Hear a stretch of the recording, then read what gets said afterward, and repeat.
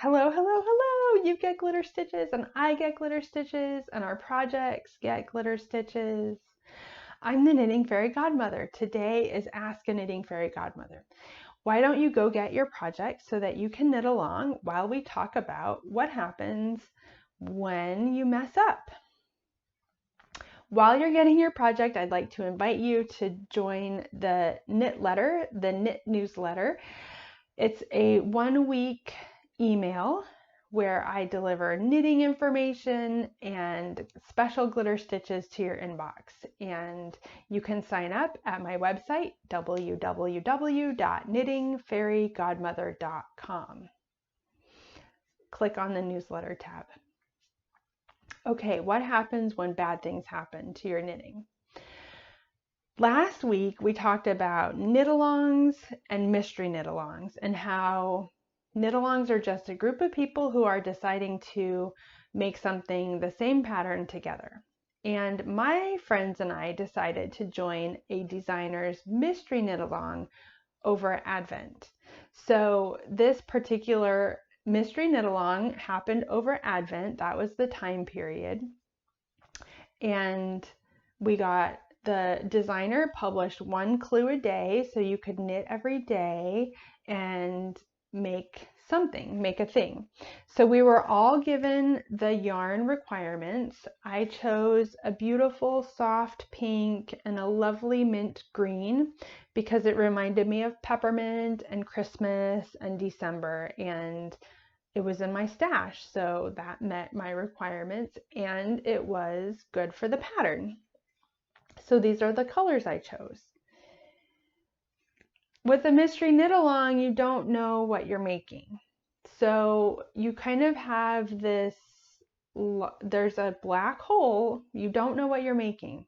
So you have to really pay attention to the written directions. And I want to show you my results.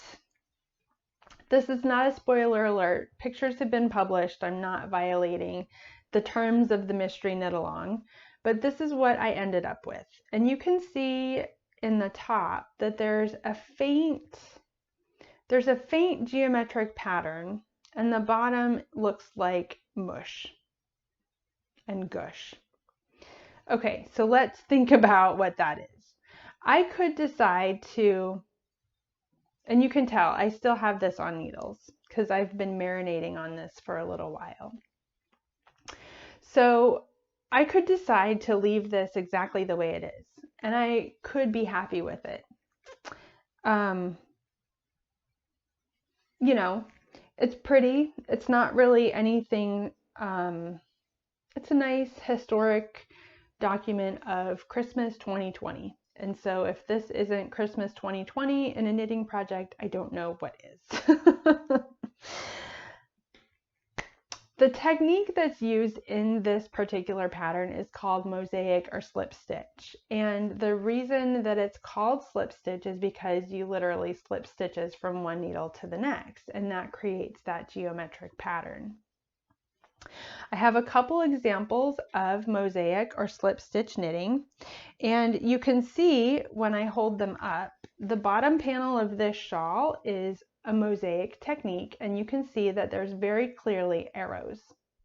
There's very clearly green arrows, and there's little yellow triangles offsetting the green arrows, but it's a geometric pattern. This is Broken Rib Arrow Shawl by Benjamin Matthews, which I thoroughly enjoyed making. This is a very popular pattern that also employs slip stitches in a geometric way. So this is just a different permutation or use of the slip stitch. So this is, again, 2 colors. We've got the gray and the blue, and depending on the row pattern and the stitches that you're slipping, it creates either the background blue or the nubby gray bits, and it's a texture. But again, it's a very geometric, regular texture. You can see the pattern. Your eye can pick out the pattern that is being knit, right? This is by Drea Knits. It's one of the night shift series. So looking at my mystery knit along, none of those properties have been achieved. It just looks like gush.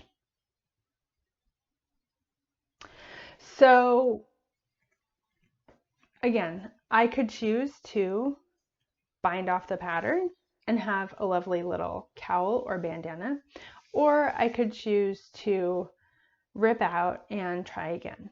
And I've decided to rip out and try again. That this is a perfectly lovely interpretation of the pattern, but I know that it's mosaic, and I know that ultimately it's supposed to look something more like this. And it might not be the shape of arrows and triangles, but there's a geometric pattern here, and that's what I would prefer to have. So look, I mean, I'm finished. I finished the entire thing, and I don't like it. So I'm going to rip it out and redo it, and it will be lovely. But here's the trick. For me, when I'm knitting, it helps me to have that lighthouse, that finished picture to steer my boat towards, to steer my knitting towards. If I had known what the picture of this finished cowl was supposed to look like when I had knit this much, I would have gotten myself on track. But because this was a mystery knit along, I didn't have that picture. I didn't know what the rest of the project was going to look like. So it's a risk that I took by participating in the mystery knit along. I thought that I was following the rules and following the clues and knitting along and doing what I was supposed to. But now that it's over and I have seen what the designer's vision of the project is, I have decided to rip this out and try again. And nothing's lost. I have not cut my yarn. Even if I had cut my yarn, it's just yarn. And I had fun knitting it. And now that I know what it looks like, and that I even like the finished project that the designer made even more, I will have more fun making the project. So it's a great learning opportunity. I could keep this the way it is. And again, it's just a historical documentation of my learning process. For me, for this project, I'm choosing to rip it out, try again, and have the Advent knit along that's been published, that the designer intended. So have no fear, just be fearless, and you know within yourself if it's right to rip something out or if it's right to keep it, and only you can make that decision. So it's something to consider, but not something to stress about. And that's where practice and repetition are the best teachers, because I know that the next time that I make this, it's a great opportunity to get better at the mosaic technique, but it's also a wonderful opportunity to practice. So I'm giving myself that opportunity, and I'm going to have fun knitting it, and then I'm going to have even more fun wearing it because I'll like the finished product. So I hope that explains a little bit of my thought process of when I know to rip out, when I know a mistake is something that I can leave, and what the difference is and how I make that decision. If you would like to ask a question to the Knitting Fairy Godmother, just leave a comment below. And if you want to be anonymous, I will answer your question secretly if you direct message me. And I'll be happy to answer any questions about knitting on camera. And you can even direct message me, and I'll maintain your confidentiality. So until we talk next time, keep knitting.